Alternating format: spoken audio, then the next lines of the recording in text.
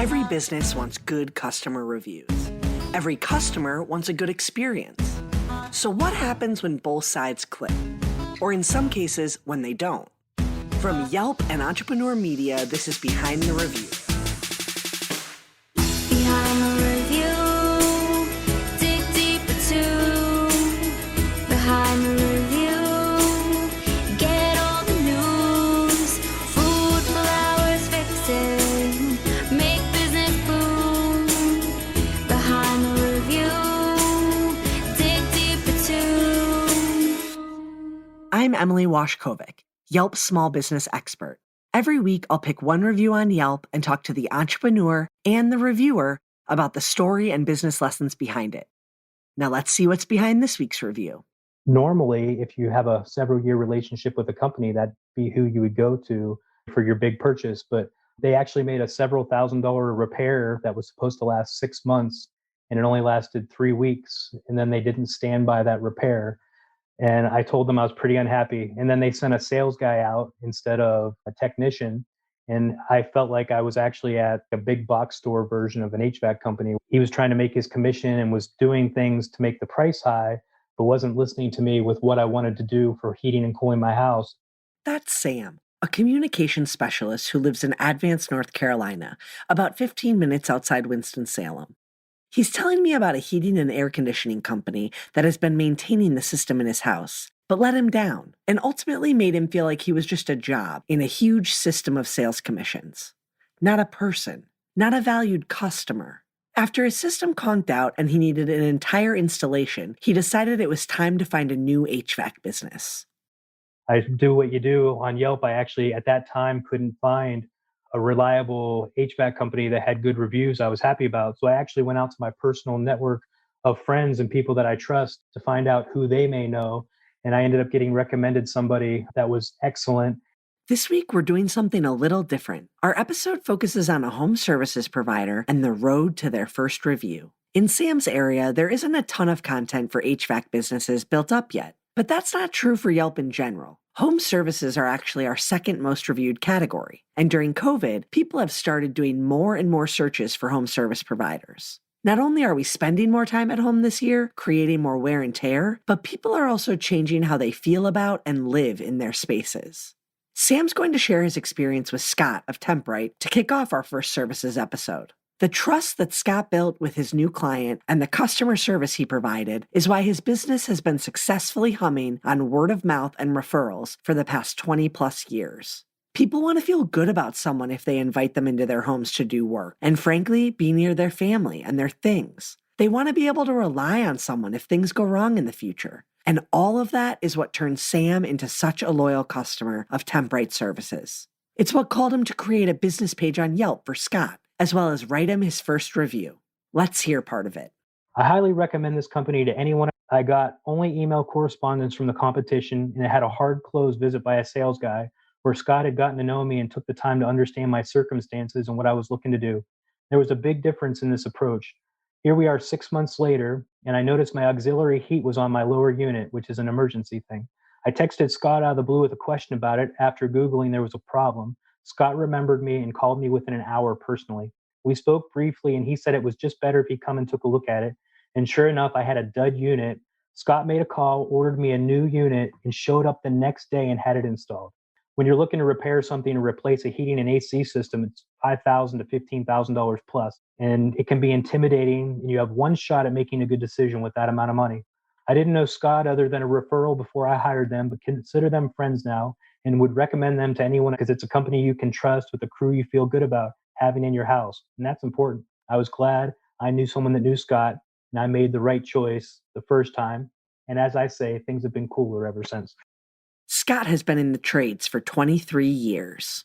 Started learning the trade when I was about 7 from my father, and just got my license on a whim. It's kind of like our master's degree. So I was kind of like, I just wanted to get it when I was young. Hey, look what I did. And then eventually I actually ended up taking a job with a university that didn't pay that well.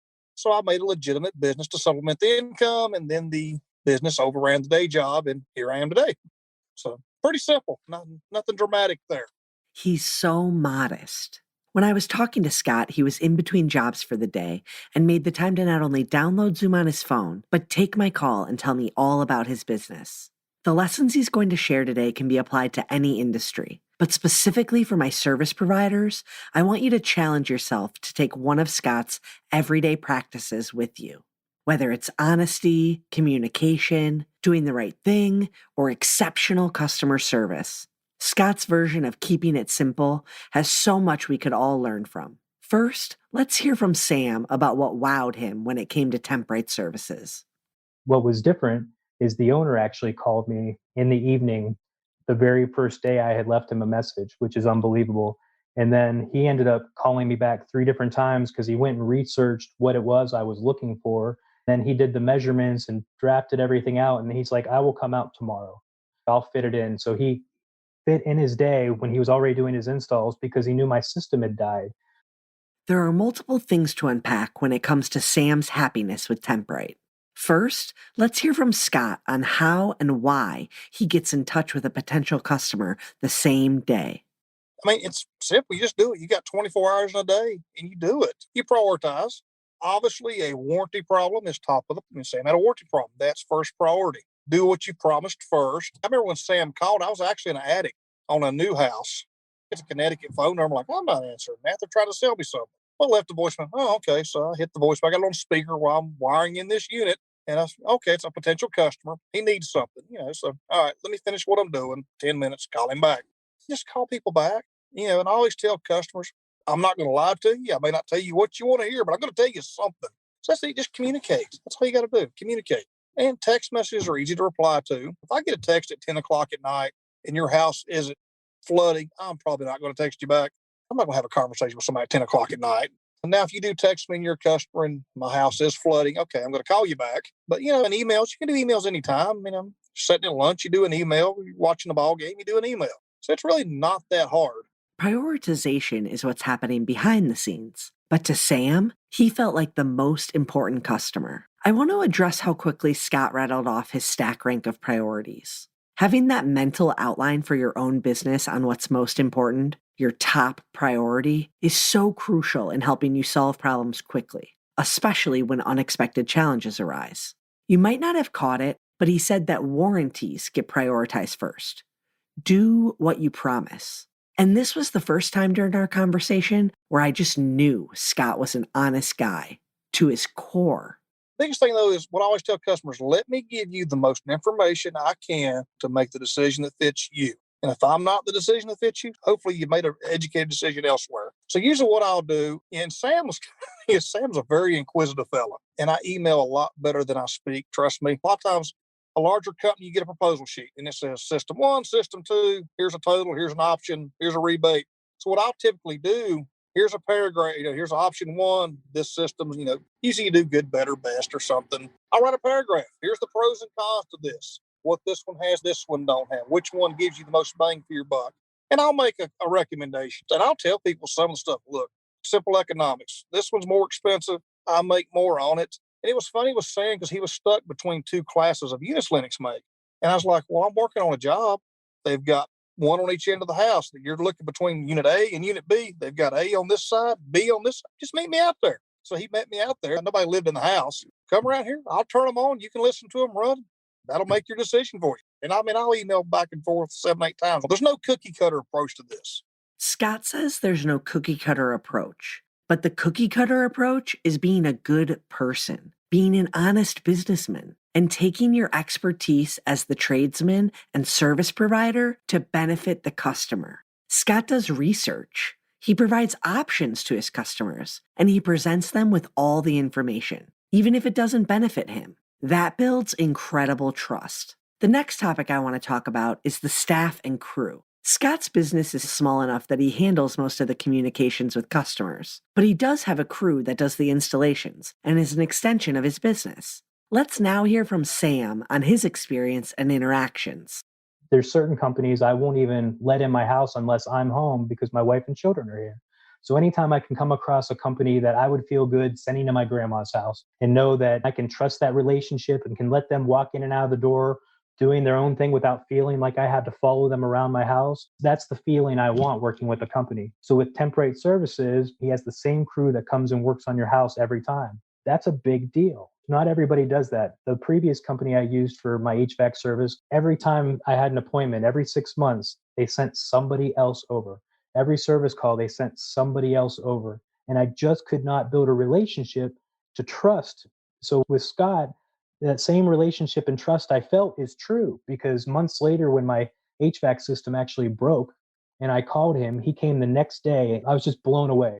I want to quickly address that larger companies can still achieve this level of trust and confidence in customers, even if you do send multiple employees to represent your brand. I was talking to the owner of a large-scale HVAC company last week, and one of the things he shared is how they use technology to create connections and trust. With larger teams and multiple employees interacting with customers, they use things like auto text messages to send before a technician arrives. It shows a picture of who they'll be working with. But today's focus is all about how Scott has built his personal business and brand and extended it to his crew, creating memorable experiences and happy customers. Scott says it's all about hiring the right people, making sure they're good people first. He can teach the rest. Here he is talking about one of his employees, Mackenzie. Been with me 4 years, and asked, "Hey, you want a job doing air conditioning and heating?" And he was like, "I don't know anything about it." I'm like, "Oh, you can learn, can't you?" "Yeah." I'm like, "Okay, cool. Start Monday." So that's how it happened. It just kind of snowballed. I've been lucky. Everybody I've hired, I try to get a guy with a year, 2 years experience, and kind of has a good background. And in hiring, I do a lot of word of mouth. Kind of fill them out. I'm a pretty good judge of character, so it's that's the important thing. Just good people. We'll hear this from many entrepreneurs this season. Hiring the right people is so important. Having people who reflect the business you've built is so important. But Scott also mentioned that people make mistakes, himself included. While Sam's experience with Temp Rite has been stellar from the start, I've been doing my job long enough to know that Scott's encountered angry customers before, especially when his entire business is dealing with people's heating and cooling. You're either too hot or too cold when you see Scott. You're probably not always happy. Scott was telling me a story about a woman who rehabbed a house, and they set up her entire system. She reported back to the general contractor that she wasn't happy. Temp Rite hadn't done anything wrong. It just wasn't what she wanted. In fact, she even said the house cooled better than it ever had before. I just walk in, "Ma'am, tell me what you want. What's it going to take to make you happy?" And she wanted a couple vents moved. "Well, okay." And then "What's it going to cost me?" "Not a dime, ma'am. It won't cost you a dime. You'll be happy. I'll be happy. Life goes on." So, you can't, I ain't going to say fold every time, but just listen to people. Most people are reasonable, have reasonable concerns. And even if they're not really reasonable, if they're minor, just do it. There's no sense arguing. I just most part take care of it. If you make a mistake, own it. "Hey, I messed up." I'll tell people all the time if I mess up. Gosh, last summer, maybe summer before, we're working in a house. The guy drops a blower assembly through the woman's ceiling above her head. She's in her home office working. Here comes a hole through the sheetrock. She's looking up at it. And of course, I have to be the one to go talk to her since I'm the owner. It's okay. She was pretty irate. And I'm looking at her, I go, "Give me 1 minute, man." I go outside, I make a phone call, I come back in. "Ma'am, there'll be a guy here in 30 minutes to fix that hole." "What? I done called it. I'm paying for it. Guy will be here in 30 minutes to patch that hole for you. Let it dry. I'll come back and paint it." What more can you ask? Make a mistake, own it. Okay, I'm sorry, but I must admit, I was laughing when Scott first told me that story, and I crack up every time I hear it back. But he fixed the problem. He owned the mistake. He made the customer happy. And honestly, the first example, that was a huge takeaway for me. Sometimes the customer just wants something different than what they're getting. Whether that's a cooling system that's working totally fine, but the vents are in the wrong place, or a taco that was too spicy for the customer, even when the menu marked it as hot. Sometimes an unsatisfied customer is hard to please. And sometimes you need to bite the bullet, solve the problem, and take the hit. Because we all make mistakes. Remember that when it comes to your business. You'll encounter unhappy customers, and sometimes it'll be at the fault of you or your team. But sometimes it won't. Take those opportunities to learn and grow, but also take them with a grain of salt. Sometimes people are just having a bad day, and you happen to be in their way. On that note, let's jump back to Sam to hear why he decided to get Scott on Yelp. Anytime I come across a business that I just want to succeed because they're doing such a good job, that the customer experience is there, the value is there, the service is there, I want them on Yelp, because where I struggle is sometimes I'll go to Yelp and I can't find what I need. So then I have to go out in the real world and figure it out on my own. And when I do that, I'll then get that company onto Yelp, because I want other people, when they go there, not to have a similar experience to me where they can't find them.